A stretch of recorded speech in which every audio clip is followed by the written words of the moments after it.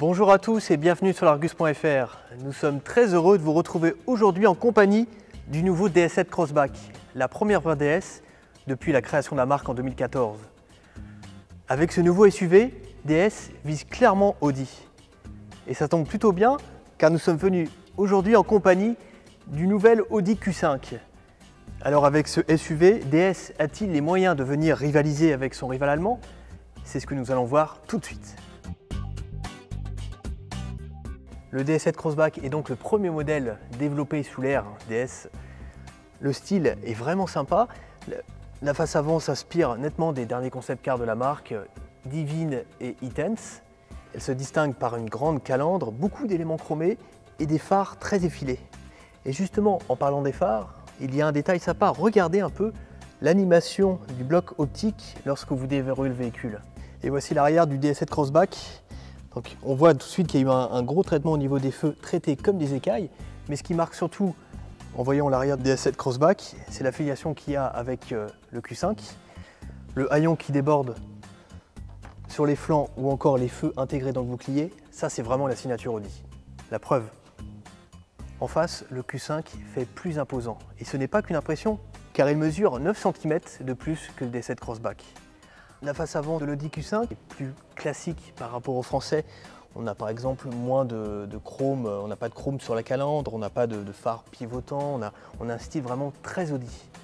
Mais entre vraiment le côté chic du DS7 Crossback et le côté plus classique du Q5, c'est vraiment une histoire de goût. Nous voici à bord de la DS7 Crossback. Et franchement, on s'y sent plutôt bien. Les sièges sont confortables, en plus ils sont chauffant, ventilé, massant. Bon, il faut quand même souligner que nous sommes ici à bord de la version la première, la série spéciale de lancement, qui représente la version la plus haut de gamme de la DS7 Crossback. Regardez ces deux grands écrans, un qui remplace le compteur à aiguille, et ce grand écran de 12 pouces dans lequel vous pouvez paramétrer la navigation, la musique, la radio. Il est vraiment impressionnant et ça cruste bien dans la console centrale. Et on retrouve aussi un très beau siège, une très belle sellerie en cuir bracelet, vraiment très belle. Des éléments façon chrome avec les commandes qui rappellent un peu ceux de la DS5.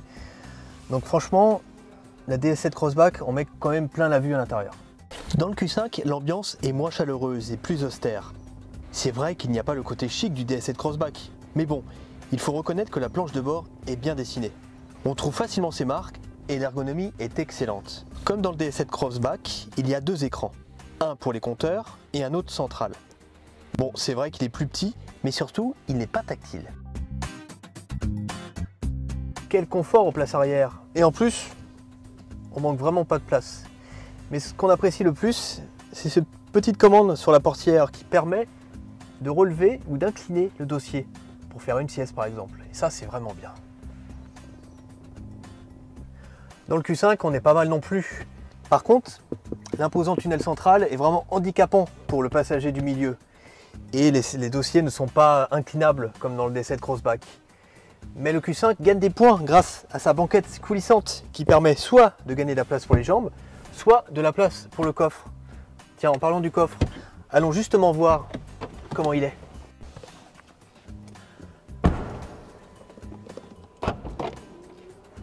Le coffre de l'Audi Q5 oscille entre 550 et 610 litres selon la position de la banquette. Le coffre du DS7 Crossback est un peu moins spacieux que celui du Q5, mais il reste tout à fait correct compte tenu du gabarit. Dans le Q5, il y a beaucoup de technologie. Et dans ce domaine, DS a quand même mis le paquet. Cela passe par des phares innovants dont l'éclairage s'adapte en fonction de la vitesse, de l'angle du volant ou encore de la météo. On retrouve aussi un système audio focal à 14 haut-parleurs. Dans le DS7 Crossback, on retrouve aussi de nombreux systèmes d'aide à la sécurité ou d'équipement de confort, pour la plupart inédits sur le segment. Cette caméra infrarouge, par exemple, détecte la présence d'animaux ou même de piétons la nuit pour éviter les obstacles. Cette caméra ici, située tout en haut du pare-brise, lit la route devant le véhicule et est capable de détecter les irrégularités de la route pour préparer les suspensions à mieux encaisser les chocs et donc à améliorer le confort. Il y a aussi un mode de conduite semi-autonome qui gère automatiquement la direction ou la vitesse, qui est vraiment pratique dans les bouchons, mais également un système d'aide au stationnement. Bref, vous l'aurez bien compris, le DS7 Crossback a vraiment mis le paquet dans le domaine des équipements de sécurité et de confort, et ça, c'est vraiment un plus. Bien sûr, l'Audi Q5 dispose aussi de nombreux équipements, mais pas autant que le DS7 Crossback. Lors de son lancement en 2018, le DS7 Crossback pourra compter sur plusieurs moteurs essence et diesel, des 3 et 4 cylindres, avec des puissances allant de 130 à 225 chevaux. Certaines versions pourront même profiter d'une nouvelle boîte automatique à 8 rapports. Mais sur ce point, le Q5 fait encore mieux avec une offre plus large, des moteurs plus puissants et surtout une transmission intégrale que n'aura le DS7 Crossback lors de l'arrivée de la version hybride en 2019. Vous l'aurez bien compris dans cette vidéo, le DS7 Crossback semble bien armé pour rivaliser avec son rival le Q5. Le style extérieur est vraiment sympa, la présentation intérieure est soignée. Il y a de la place à l'avant comme à l'arrière, du coffre, de nombreux équipements technologiques.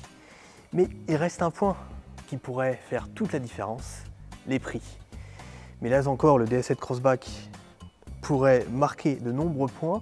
Selon les estimations, la version d'entrée de gamme en diesel serait affichée à environ 32 000 €, soit des prix équivalents au Q3, c'est-à-dire au SUV de la gamme inférieure chez Audi. Voilà, on espère que cette vidéo vous aura plu. N'hésitez pas à réagir dans les commentaires. Je vous dis à bientôt sur Argus.fr. Ciao, ciao!